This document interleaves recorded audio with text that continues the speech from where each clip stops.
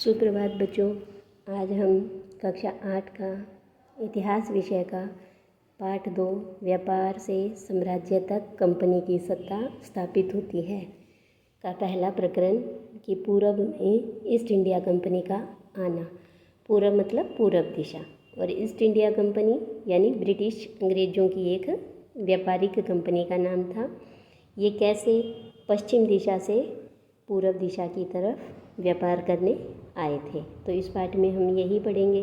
तो चलिए शुरू करते हैं कि व्यापार से साम्राज्य तक कंपनी की सत्ता स्थापित होती है। मुग़ल बादशाहों में औरंगजेब आखिरी शक्तिशाली बादशाह थे। जैसा कि आपने पहले भी पढ़ा है, सुना होगा कि अंग्रेज़ों के आने से पहले भारत पर मुग़लों का शासन था और मुग़लों का आखिरी शक्तिशाली बादशाह औरंगजेब थे। उन्होंने वर्तमान में भारत के एक बहुत बड़े हिस्से पर नियंत्रण स्थापित कर लिया था। 1707 में जब औरंगजेब की मृत्यु हुई तो उसकी मृत्यु के बाद सारे मुग़ल सूबेदार और बड़े बड़े जमींदार अपनी ताकत दिखाने लगे थे। यानी कि औरंगजेब की मृत्यु कब हुई? 1707 में। और उसकी मृत्यु होते ही जो मुग़ल सूबेदार और जमींदार थे वो अपनी ताकत दिखाने लगे। उन्होंने अपनी क्षेत्रीय रियासतें कायम कर ली। क्षेत्रीय रियासतें मतलब अपने अपने क्षेत्र में उन्होंने छोटे छोटे अपने राज्य बना लिए, यानी वो अपने आप को उस क्षेत्र का मालिक समझने लगे। जैसे जैसे विभिन्न भागों में ये ताकतें सामने आने लगी, दिल्ली अधिक दिनों तक प्रभावी केंद्र के रूप में नहीं रह सकी, क्योंकि दिल्ली से मतलब कि औरंगजेब की जो राजधानी थी वो क्या थी? दिल्ली। तो इन रियासतों के सामने आने से दिल्ली पर मुग़लों का जो अधिकार था वो कम हो गया। 18वीं सदी के उत्तरार्ध तक राजनीतिक क्षितिज पर अंग्रेज़ों के रूप में एक नई ताकत उभरने लगी। तो इससे पहले हम ये देख लेते हैं सदी क्या होती है। सदी का मतलब होता है कि 100 वर्षों का समय। तो यानी एक वर्ष से 100 का जो वर्षों का समय है वो कहलाएगी पहली सदी। फिर 101 से 200 तक दूसरी सदी, 201 से 300 तक तीसरी सदी। तो ऐसे करते करते ये 18वीं सदी आ जाएगी। तो 18वीं सदी का मतलब 1701 से 1800 तक, ये हो गई 18वीं सदी। अब उत्तरार्ध, तो उत्तरार्ध होता है यानी उसके आधे का बाद में, आधे के बाद यानी 1750 के बाद का समय। तो देखो ये 1707 में जब औरंगजेब की मृत्यु हुई, यानी 18वीं सदी के शुरुआत में ही औरंगजेब की मृत्यु हो गई थी। और ऐसे ही 18वीं सदी के उत्तरार्ध तक भारत के अंदर एक नई ताकत सामने आने लगी, और वो कौन सी थी? अंग्रेज़ों के रूप में। क्या आपको पता है कि अंग्रेज़ पहल एक छोटी सी व्यापारिक कंपनी के रूप में भारत आए थे और यहाँ के इलाकों पर कब्जा करने में उनकी ज़्यादा दिलचस्पी नहीं थी।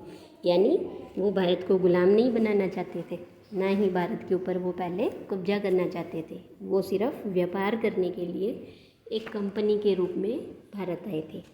तो फिर ऐसा कैसे हुआ कि एक दिन वो इस विशाल साम्राज्य के स्वामी बन बैठे?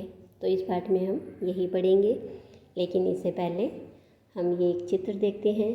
पहले इसको देख लेते हैं कि कैप्टन हडसन द्वारा बहादुर शाह जफ़र और उनके बेटों की गिरफ्तारी। औरंगजेब के बाद कोई भी मुग़ल बादशाह इतना ताकतवर तो नहीं हुआ, लेकिन एक प्रतीक के रूप में मुग़ल बादशाहों का महत्व अभी भी बना हुआ था। कि औरंगजेब के बाद कोई शक्तिशाली तो नहीं था, लेकिन आगे आगे उनके जो वंशज थे, उत्तराधिकारी थे, उनका महत्व अभी भी बना हुआ था। जब 1857 में अंग्रेज़ों के खिलाफ भारी विद्रोह शुरू हुआ तो विद्रोहियों ने मुग़ल बादशाह बहादुर शाह जफ़र को ही अपना नेता मान लिया था। तो ये है बहादुर शाह जफ़र और ये अंग्रेज़ कैप्टन हडसन। तो इस विद्रोह को जब कुचल दिया गया तो कंपनी ने क्या किया? बहादुर शाह जफ़र को भारत छोड़कर भारत से बाहर जाने के लिए मजबूर किया और उनके बेटों को उसके सामने ही मार डाला। तो देखते हैं कि अब ये कैसे पूर्व दिशा में ईस्ट इंडिया कंपनी आई। सन 1600 में, देखो 1600 की बात हो रही है, ईस्ट इंडिया कंपनी ने इंग्लैंड की महारानी एलिजाबेथ प्रथम से चार्टर का मतलब होता है इजाज़तनामा। तो इस ईस्ट इंडिया कंपनी ने इंग्लैंड की महारानी एलिजाबेथ से इजाज़तनामा हासिल कर लिया कि जिससे कंपनी को पूरब से व्यापार करने का एकाधिकार मिल गया। एकाधिकार मतलब सिर्फ उसी के पास अधिकार होना। तो ये देखो यहाँ पे है ये इंग्लैंड, है ना, और इंग्लैंड की अब और किसी भी कंपनी के पास अधिकार नहीं था कि वो यहाँ से पूरब दिशा की तरफ यहाँ आकर व्यापार करें। लेकिन इस इजाज़तनामे का मतलब यह था कि इंग्लैंड की कोई और व्यापारिक कंपनी इस इलाके में ईस्ट इंडिया कंपनी से होड़ नहीं कर सकती। यानी इंग्लैंड एक देश है यूरोप के अंदर और वहाँ पर बहुत सी कंपनी है, लेकिन इस कंपनी के अलावा कोई और कंपनी यहाँ पर नहीं आ सकती थी। इस चार्टर के सहारे कंपनी समुद्र पार जाकर नए इलाकों को खंगाल सकती थी और वहाँ से सस्ती कीमतों पर चीज़ें खरीदकर उन्हें यूरोप में ऊंची कीमत पर बेच सकती थी। तो देखो यहाँ से मान लो इंग्लैंड से ईस्ट इंडिया कंपनी इधर आई पूरब दिशा की तरफ और यहाँ से सस्ती चीज़ें खरीदी और वापस उन्होंने इंग्लैंड में जाकर महंगे दामों पर बेची। तो कंपनी को दूसरी अंग्रेज़ व्यापारिक कंपनियों से प्रतिस्पर्धा का अब कोई डर नहीं था। उस ज़माने में वाणिज्यिक कंपनियां मोटे तौर पर प्रतिस्पर्धा से बचकर ही मुनाफा कमा सकती थी। अगर कोई प्रतिस्पर्धी ना हो तो भी वे सस्ती चीज़ें खरीदकर उन्हें ज़्यादा कीमत पर बेच सकती थी। इसके बाद देखो, लेकिन यह शाही दस्तावेज जो इंग्लैंड की महारानी ने ईस्ट इंडिया कंपनी को ये दस्तावेज पे चार्टर पे साइन करके दिया था, वो सिर्फ इंग्लैंड के लिए था, पूरे यूरोप के लिए नहीं था, है ना। तो यह दस्तावेज दूसरी यूरोपीय ताकतों को पूरब के बाज़ारों में आने से नहीं रोक सकता था। जब तक इंग्लैंड के जहाज़ अफ्रीका के पश्चिम तट को छूते हुए केप ऑफ गुड होप का चक्कर लगाकर हिंद महासागर पार करते, तब तक पुर्तगालियों ने भारत के पश्चिमी तट पर अपनी उपस्थिति दर्ज करवा दी थी। तो चलिए पहले वो देख लेते हैं कि कैसे इंग्लैंड के जहाज़ पूरब दिशा की तरफ आए। हमने पहले भी देखा था कि ये देखो जैसे यहाँ पर इंग्लैंड है, अब ये यहाँ से होते हुए ये अफ्रीका को छूते हुए और नीचे ये केप ऑफ गुड होप यहाँ से होते हुए ये हिंद महासागर और इसको पार करते हुए इधर पूरब दिशा में भारत के अंदर कलकत्ता में इन्होंने प्रवेश किया। लेकिन ये यहाँ से आते, इतनी दूर का रास्ता पार करते, इससे पहले ही माफ़ कीजिए पुर्तगाल, ये पुर्तगाल यहाँ पे है, अभी मैं आपको दिखा रही हूँ। चलो पहले नक्शा ही देख लेते हैं अपने। ये देखो, है ना, ये यहाँ पे है ब्रिटेन ईस्ट इंडिया कंपनी और ये पुर्तगाल। तो भारत में पहले पुर्तगाल आए, फिर फ्रांसीसी आए, फिर यहाँ पर डच भी है नीदरलैंड में, वो आए। तो इनके आने से पहले ये लोग पुर्तगाली, फ्रांस और डच के लोग, ये सारे भारत में पहले ही आ चुके थे। और ये लोग भी किस लिए आए थे? ये भी व्यापार करने के लिए। तो ये पूरा जो आप मानचित्र देख रहे हैं एक यूरोप महाद्वीप का है और यूरोप महाद्वीप में अलग अलग देश हैं, ये आप देख ही रहे हो, है ना। Spain, France, Italy, Germany, Poland, है ना, यूके जो कि ब्रिटेन है। इस तरह से बहुत सारे ये छोटे छोटे Romania, Ukraine, Finland, Norway, Sweden, इस तरह से बहुत सारे, ये टर्की, ये बहुत सारे देश हैं। लेकिन इनमें से ये एक देश था इंग्लैंड, ये भारत पहुंचते इससे पहले ही पुर्तगाल, फ्रांस और डच, इनके पहुंचने से पहले ये भी वहाँ पहुंच गए थे। तो चलिए अब हम आगे बढ़ते हैं। जब तक इंग्लैंड के जहाज़ केप ऑफ गुड का चक्कर लगाकर हिंद महासागर पार करते, तब तक पुर्तगालियों ने भारत के पश्चिमी तट पर अपनी उपस्थिति दर्ज करवा दी थी और वे गोवा में अपना ठिकाना बना चुके थे। तो देखो कि भारत का पश्चिमी तट, जैसे ये भारत का नक्शा है, ये है ना, तो ये भारत की उत्तर दिशा, ये दक्षिण, ये पूरब और ये पश्चिम। तो जो पुर्तगाली है ये यहाँ से होते हुए ऐसे और इधर पश्चिम दिशा में यानी मुंबई पहुँचे थे। और जो अंग्रेज़ हैं, ब्रिटेन की जो कंपनी थी वो कलकत्ता आई थी पूर्व दिशा में। तो वो पूर्व दिशा में पहुँचते इससे पहले ही पुर्तगाली भारत के अंदर पश्चिम दिशा से पहुँच चुके थे।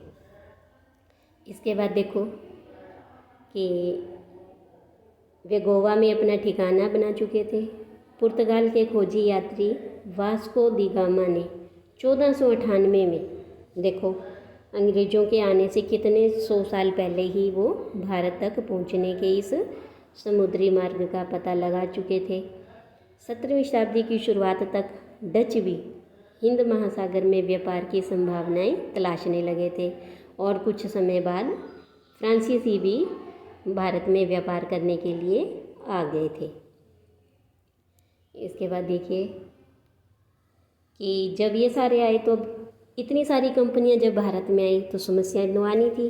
अब सबसे बड़ी समस्या यह थी कि सारी कंपनियां पुर्तगाली, डच, फ्रांसीसी और ब्रिटेन सारी कंपनियां एक जैसी ही चीज़ खरीदना चाहती थी।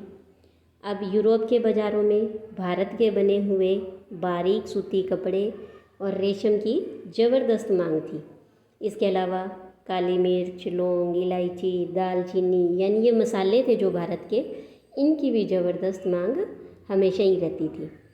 तो यूरोपीय कंपनियों के बीच इस बढ़ती प्रतिस्पर्धा ने भारतीय बाज़ारों में इन चीज़ों की कीमतें बढ़ने लगी और उनसे मिलने वाला मुनाफा गिरने लगा। तो देखो कैसे कीमतें बढ़ी और कैसे मुनाफा गिरने लगा। तो अब ये देखो, इसको समझो कि मानो आप एक सूती कपड़े की आपके पास दुकान है ना, आपके पास ये 4 लोग आ रहे हैं। जैसे कि पहले मानो आपके पास आए पुर्तगाली, उन्होंने कहा कि मैं आपको 10 रुपये दे रहा हूँ। फिर आपके पास डच आए, वो बोले मैं 15 दूंगा। फिर उसके बाद मान लो ब्रिटिश आई है ना, फ्रांसीसी आए, वो कहते मैं 20 और ब्रिटेन वाले कहते मैं 25। तो आप अपना माल किसको बेचोगे? जो आपको ज़्यादा पैसा देगा उसी को ही बेचोगे ना। तो इस तरह से क्या हुआ, आपके सामान की कीमत बढ़ गई। तो इतने ज़्यादा लोगों की जब खरीद करने वाले थे यानी वस्तु की मांग बढ़ी तो उसकी कीमत भी बढ़ गई। अब जो यूरोप की कंपनियां थी उनको मुनाफा कम हुआ, क्योंकि किसी ने मान लो अब जिसने 25 में ख़रीदा वो वहाँ जाकर क्या 50 में बेच रहा है, तो उसको तो मुनाफा हो रहा है, लेकिन बाकी कंपनियों को मुनाफा नहीं हो पा रहा था। तो इस तरह से हमारे भारतीय वस्तुओं की कीमतें बढ़ी, मांग बढ़ी और यूरोपीय कंपनियों का मुनाफा कम होने लगा। अब इन व्यापारिक कंपनियों के फलने और फूलने का एक ही रास्ता था कि वे अपनी इस प्रतिस्पर्धी कंपनियों को ही ख़त्म कर दे। लिहाजा बाज़ारों पर कब्जे की इस होड़ ने व्यापारिक कंपनियों के बीच लड़ाइयों की शुरुआत करवा दी, क्योंकि अब ये 4 कंपनियां हो गई और ये सब भारत का माल खरीदना चाह रहे थे। तो इस चक्कर में इन कंपनियों के बीच में लड़ाइयाँ होने लगी कि हम भारत से सामान खरीदेंगे, हम भारत से सामान खरीदेंगे। तो 17वीं और 18वीं सदी में जब भी मौका मिलता तो कोई सी एक कंपनी किसी दूसरी कंपनी के जहाज को डुबो देती। मान लो फ्रांस ने पुर्तगालियों की डुबोई है ना, पुर्तगालियों ने डच की, या ब्रिटिश ने फ्रांसीसियों की। इस तरह से तो कोई भी कंपनी, एक कंपनी दूसरी कंपनी के जहाज़ को डुबो देती या रास्ते में रुकावटें खड़ी कर देती और माल से लदे हुए जहाज़ को आगे बढ़ने से रोक देती। तो यह व्यापार अब हथियारों की मदद से चल रहा था। जिसके पास ताकत होगी, जो जिस कंपनी दूसरी कंपनी को डुबो देगा, उसके व्यापार को नष्ट कर देगा, तो ताकतवर कंपनी क्या कर सकती थी, अब वो भारत से माल खरीद लेती। तो इस व्यापारिक चौकियों को किलेबंदी के जरिए अब सुरक्षित रखा जाता था, क्योंकि अब कंपनियों को डर रहने लगा कि कहीं हमारी कंपनी का या हमारे माल का दूसरी कंपनी नुकसान ना कर दे। तो अब उन्होंने क्या किया कि अपनी कंपनियों की सुरक्षा बढ़ा दी, चौकसियाँ करने लगे, निगरानी करने लगे। तो अपनी बस्तियों को उन्होंने किलेबद्ध करना किया और व्यापार में मुनाफा कमाने की इन कोशिशों के कारण और जो भारत के राजा थे, स्थानीय शासकों से भी उनके टकराव होने लगे। इस प्रकार व्यापार और राजनीति को एक दूसरे से अलग रखना अब कंपनी के लिए मुश्किल होता जा रहा था। तो ये कैसे हो रहा था ये हम बाद में पढ़ेंगे। आज के लिए इतना ही। धन्यवाद बच्चों।